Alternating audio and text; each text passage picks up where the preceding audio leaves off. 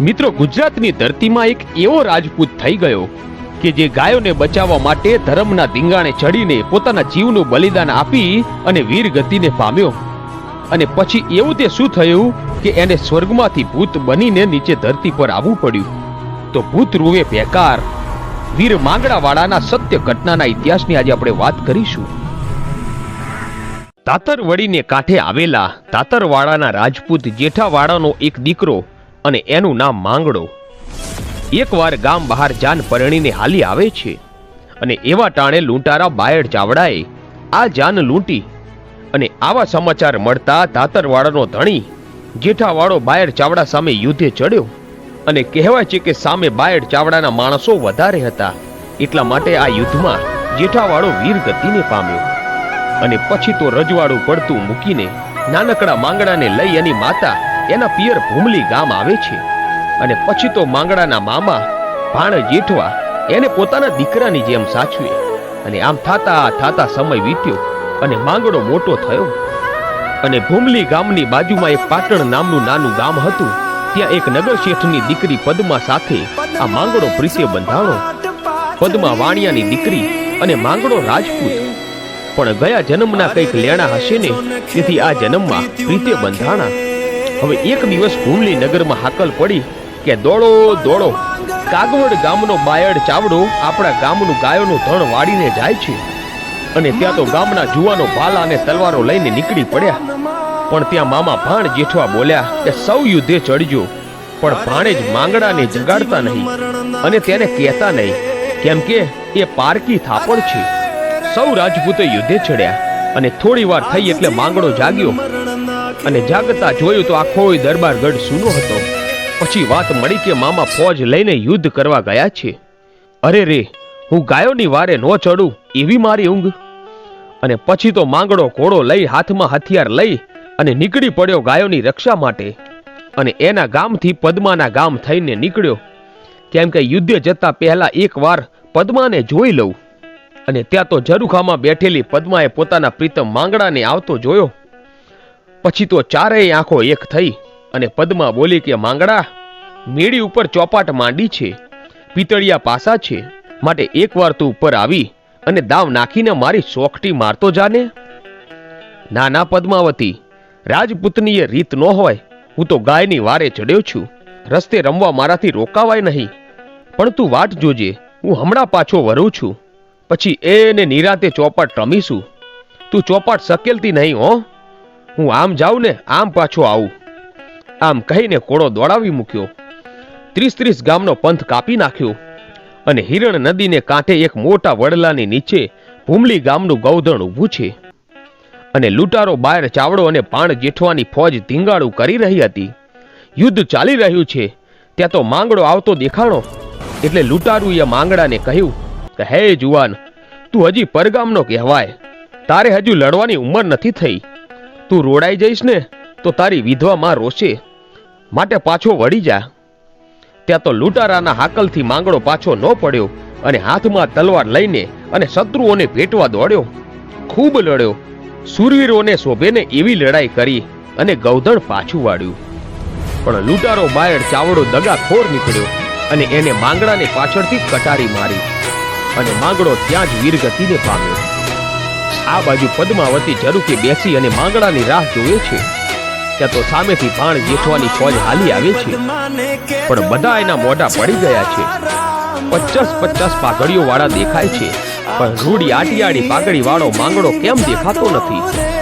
કદાચ જાણી જોઈને પાછળ રહ્યો હશે મને મળવા માટે. વચન દઈને પરબારો તો નહીં ચાલ્યો જાય ને. ત્યાં તો માંગડાનો ઘોડો એકલો ચાલ્યો આવે છે. એની પીઠ ઉપર માંગડો દેખાતો નથી. અને આ જોઈને પદ્માને ત્રાસકો પડ્યો કે જરૂર મારો પ્રીતમ રણમાં રહ્યો. અને ત્યાં તો અશ્વારોએ ઝરૂખા સામે આવીને પદ્માને સંદેશો આપ્યો કે પદ્મા, તારો પ્રીતમ હિરણની હદમાં રહ્યો, જાજા દેજો જુહાર. એમ મરતા બોલ્યો માંગડો, હે પદ્માવતી, તારો પ્રીતમ હિરણ નદીને કાંઠે રહ્યો. અને મરતી વેળાએ કહ્યું કે પદ્માને મારા જાજા કરીને જુહાર દેજો. પછી તો માંગડાના મોસાળમાંથી 7 સોયણી લાવી અને એના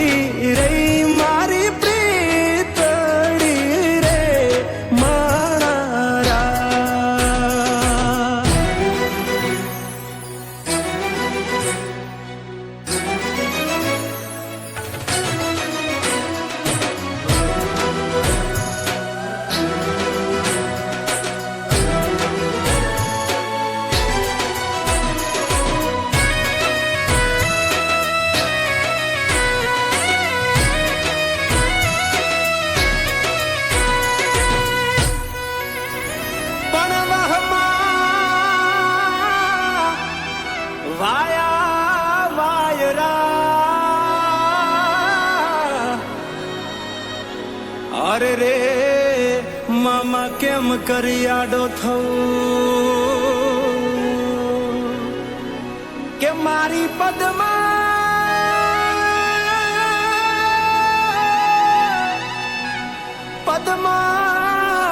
જોડે હોત તો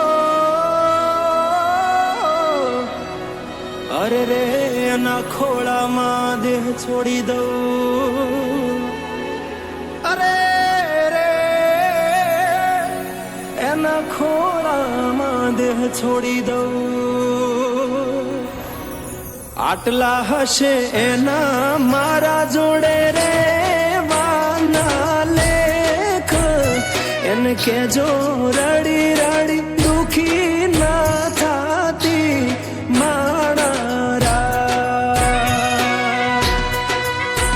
મારા વગર એનો જીવડો જીવતે જીવ ચૂર છે બારણીએ બેસી જોશે વાતડી રે મારા મામા મન જોશે નહીં તો રોશે હુડાની ધાર ઝરૂખે બેસી જોશે વાતડી રે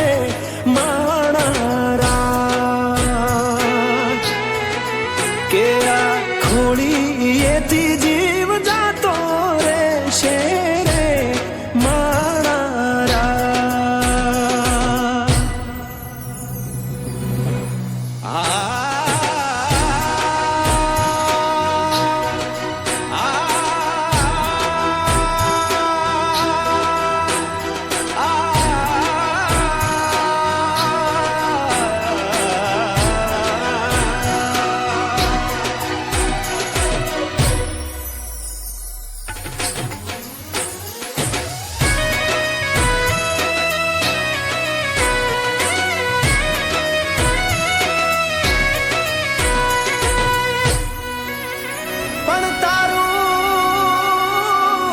મારું કઈ હાલ્યું નહીં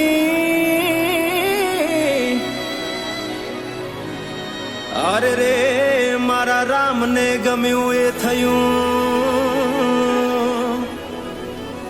કે પણ વેરાણ થયો દાડો અરે રે આ તો કાળનું ચોઘડિયું રમી ગયું અરે રે આ તો કાળનું ચોઘડિયું રમી ગયું મામા અધ વચ્ચે તૂટી મારા પ્રેમની દોર વિખૂટો પડ્યો મારો પ્રેમ રે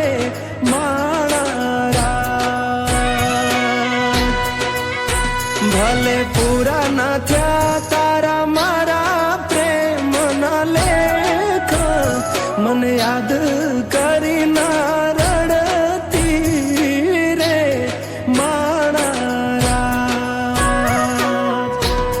મામા મારી પદ્માને જઈને તમે કેજો આટલી વાત આવતા ભવે ફરી મળશું